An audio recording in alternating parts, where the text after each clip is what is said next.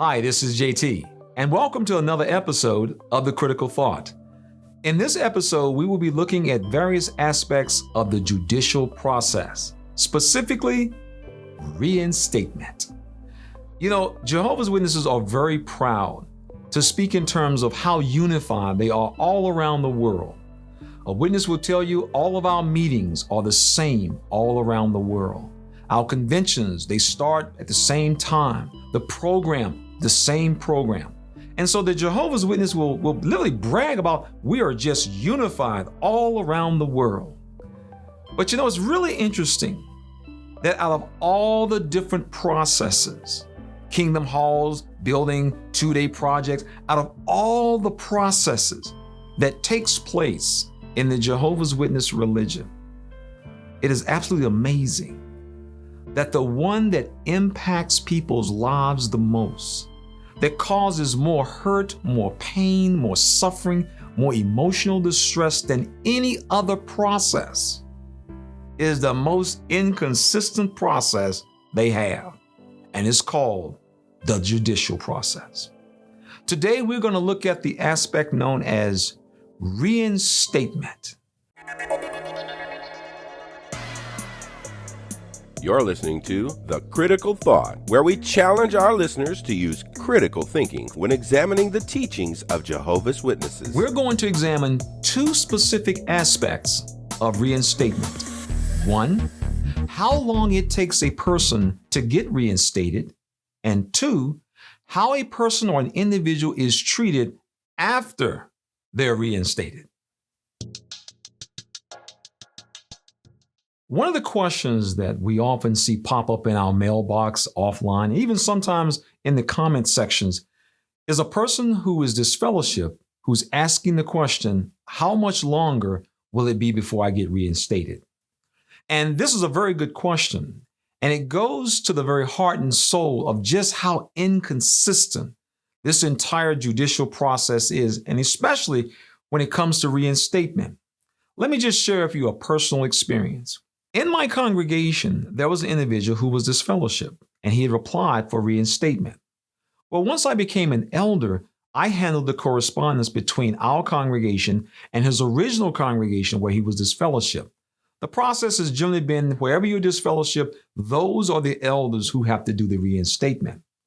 And this went on for almost 5 years, trying to get this man back reinstated. Eventually, the circuit overseer came in, a new circuit overseer came in. He said, well, what's going on? What's taking up so long? So the circuit overseer got involved, and we finally found out why it was taking this man so long to get reinstated. You see, every time we sent the letter to his former congregation, the elder who was the chairman on his judicial case, his wife was actually best friends of the ex-wife of the man who was trying to get reinstated. So the elder would go literally to the ex-wife and ask, is it time to let him back in yet? And each time he asked her that question, she said no.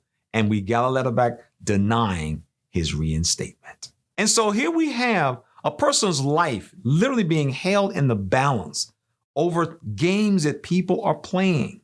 And see, this is what happens when it comes to many reinstatements. You will have a reinstatement that will take place very quickly. In fact, for some period of time, people were being reinstated within 6 months. Major crime, major sins, didn't matter. Why? The reason why is because the 3 individuals who serve on your judicial case, they literally hold the balance of your life in their hands. Another example, there was a person who was disfellowshipped trying to get reinstated, had been trying for a long time. He had his daughter's wedding coming up. And do you know what happened? That's right, you guessed it.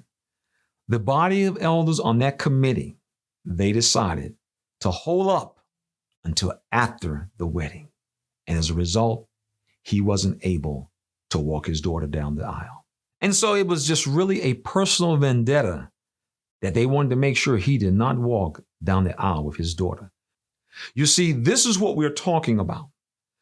This is the reason why it takes people so long to get reinstated, because these are individuals' grievances that can be held against you as a person, and you would never know this was being discussed. In some cases, A brother may miss a couple of meetings. Elder says, well, he's missing meetings. Well, how many did he miss? Well, he missed one last month. It will be held against him. There's literally no consistency in how your case will be handled. Those three elders sitting in that back room, they're the individuals who will make the final call. And as we have seen all the people we've talked to over the years, that call is way off. These are the types of issues that take place in that back room that the average person will never know anything about. And so what we're seeing is an important aspect of this religion is one of their most inconsistent. There is no rhyme or reason for many of the decisions that are made when it comes to reinstatement other than a personal viewpoint. And yet it impacts people's lives. And so over the years, the type of legalistic decisions that have been made have just impacted people's lives. The accounts that we have heard of individuals who perhaps were trying to be reinstated. And because of trying to be reinstated, one of the requirements is you must attend the meetings. You have an individual who find themselves having to work on one of the meeting nights. He go to the brothers, he talk to them, and you know what they'll tell him? You need to consider another job, brother. So here you have this type of legalistic aspect of how they deal with people. Now think about that. A person misses his meetings, can't make it. They say, well, you need to get another job. He quits his job. None of the brothers who may have a job can even hire him. So we see this constant legalistic Pharisaic type of approach that takes place and impacts people's lives. And think about it. If a person misses a meeting or two, does that really mean that this person is not repentant for what he may have done? Does it mean he doesn't love God? Well, see, that's the problem. These elders, they get to hold that against that person. Once again, an inconsistent process that impacts people's lives tremendously. Yet while in another congregation, the same three committee members would say, we understand, because I have to miss meetings some nights myself. I understand. Once again, the inconsistency of how decisions are made, which impact whether or not you will come back sooner or whether you will come back later. And of course, there's always that aspect of a power struggle. Interesting, most Jehovah's Witnesses elders, many times on their jobs, they are not very powerful men on their job. They don't have executive positions. But when they come to the Kingdom Hall, they're in charge. And so many times you will have people who've been in disfellowship who may have a certain amount of wealth or a certain amount of prestige because of what they do. Well, now the elders many times have been known to take this out on people. What we're talking about is something that clearly is not being done by the Bible. These are personalities things. And all of a sudden, the same organization that prides itself on unity, we're unified. And yet here we are involved in a process that impacts people's lives, that hurts people. And this process is nothing but inconsistencies. You know, I always describe the process of reinstatement as crawling on your knees on broken glass to get back in. Now we're going to talk about issue number 2. What is it like once you get reinstated into the organization? Well, once again, we've had so many letters and conversations with people, and there's a common theme or common denominator that we have seen just pops up all the time. And that is people often describe after they have been reinstated back into the congregation, they are literally treated like a felon. That's right. You see, all around the world, people often go to prison, they serve time, and when they come out, a person may be labeled as a felon. And with that scarlet letter, as it were, it impacts their life. They're constantly reminded of it. Everywhere they go, forms they fill out, jobs and apartments, and whatever it is, many times that involves business, there's a question down on that little piece of paper that says, have you ever been a felon? And it's really sad to think that a person would be coming to be part of a religion and he's feeling like a felon. And the reason why is very simple, because unfortunately, that's often how a person is treated. There are many people who've had family members who were reinstated. And once they were reinstated, They thought that all of a sudden they were going to see all of this support, all of this love. You see, one of the things that the Watchtower does is they use the example of the prodigal son all the time. They use it all the time. How the son came back home. But they don't do a lot of talking and discussion about what the father did. And that is how the father literally went out of his way to welcome back his son. Rarely do you see articles discussing the actions of the father and how this is what we as a congregation need to do since this person is welcomed back. In fact, for many, many years, if a person was reinstated, you could not even clap. You could not show any joy that the father showed for his son. Only recently that the Watchtower said, it's okay to clap now. And which is kind of ironic. Someone, a grown man or woman, has to be told what he or she can do when someone has come back to God. This is the type of organization that we were a part of. And so when you look at this process, this is why people often say they feel like they were a felon. And so on forms that the society has, they will still bring up a person's past. For example, if you want to go to Bethel, the question is asked about reinstatement and disfellowshipping. For example, a person who wants to be a regular pioneer, same types of question. Interestingly, is the one for the special cart witnessing. They actually ask that question. On the application for special Metropolitan Public Witnessing Program, question number 8. Have you been reproved by a judicial committee within the last 3 years? If so, when? And question number 9, have you been reinstated by a judicial committee within the last 5 years? If so, when? Now, I want you to think about this. Think about this now. Here we see a person has to bring up his past so that he can man the cart. Now, this same person can go out every day of the week, knock on doors, talk to people, preach the word of God, but he can't man the cart. You would think that he was going to get a security clearance. To do what? To do this. There will be a body of elders who will look at his application and they will say, we don't think enough time has passed. He doesn't qualify to man the cart. Yes, he doesn't qualify to stand there and man the cart and talk to no one. So now take note of just a few examples of how people share their experiences of what they felt like after they got reinstated. One person that emailed us stated, I feel like an outsider even almost 4 years after being reinstated, and as such, my mental health has deteriorated. The Kingdom Hall is one of the worst places for me to be, surrounded by people who know that I sinned and probably assume what I did to get shunned in the first place, and also acting like I'm some kind of wayward, lost soul. Another person that had been out for many years had this to say. After being reinstated 10 years ago, I was constantly referred to as the spiritually weak one and treated differently. And finally, another person had this to say. When I got back, I still felt shunned and was made to feel like a leper.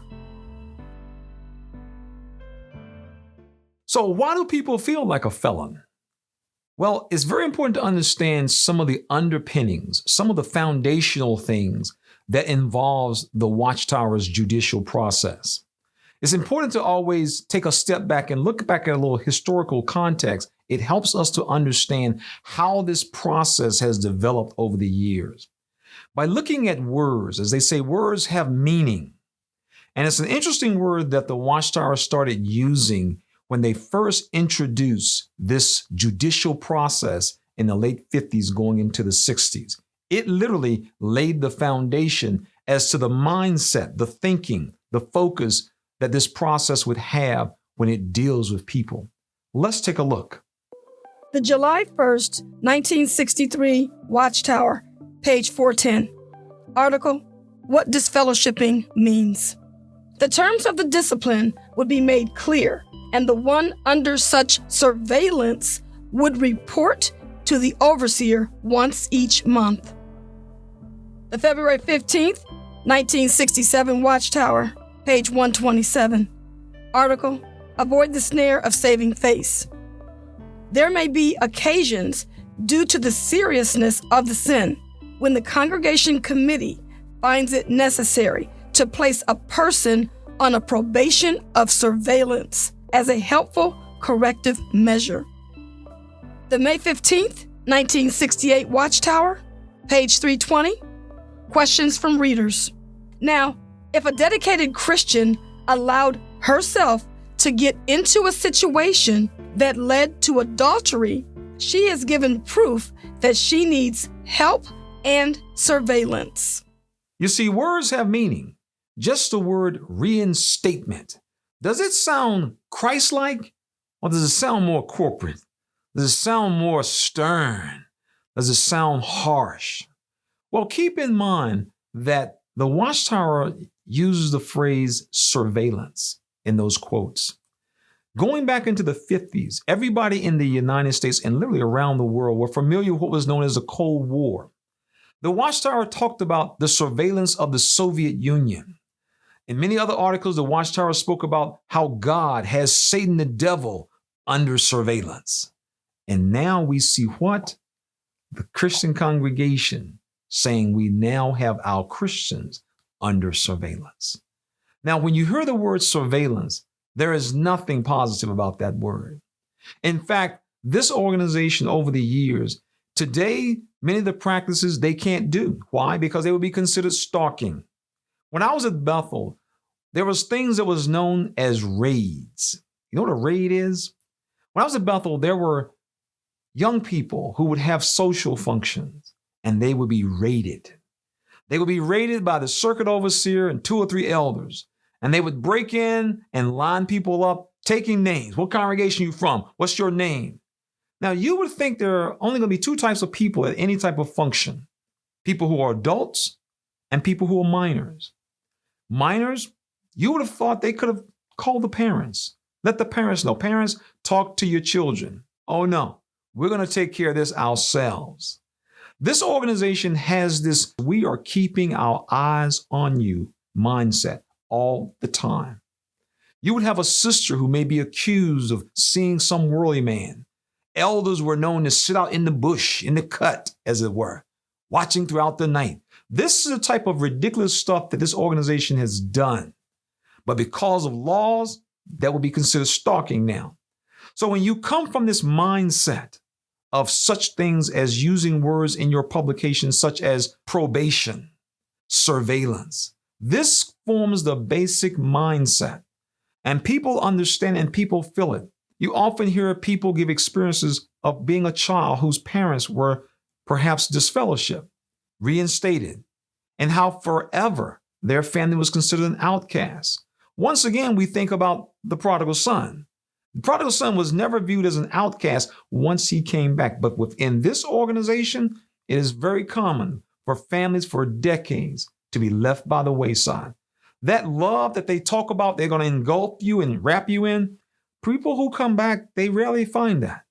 And that's because the way this organization is structured, the way this organization, the culture of this organization is to literally keep an eye on you. There's always this level of distrust. And people will tell you that, well, they just got reinstated. He was disfellowshipped about 12 years ago. Those are the type of cultural things. You won't see this in print. You're not going to see this in print. But the culture within congregations all around the world, this is how these people oftentimes feel when they come back. So the bottom line is the reason it takes people so long to get back many times is the human factor, the inconsistency that is experienced from congregation to congregation. In some cases, people in the same judicial case, it's dealt with differently. And why do people feel like a felon? Because the culture of Jehovah's Witnesses, sad to say, is one literally of suspicion. It's always assumed that you're doing something wrong and we're going to catch you and we're going to deal with you. That is why the Watchtower don't use those words such as surveillance today. It's not, quote unquote, politically correct. They've softened the terms, but the way in which they deal with people, that has not changed. You can ask anyone who's been disfellowshipped and who's gone through this process. They will tell you that this is alive and well. If you enjoyed the video, hit the like button, leave a comment, and be sure to share it with someone else. This has been JT. This program was sponsored by Critical Thinkers.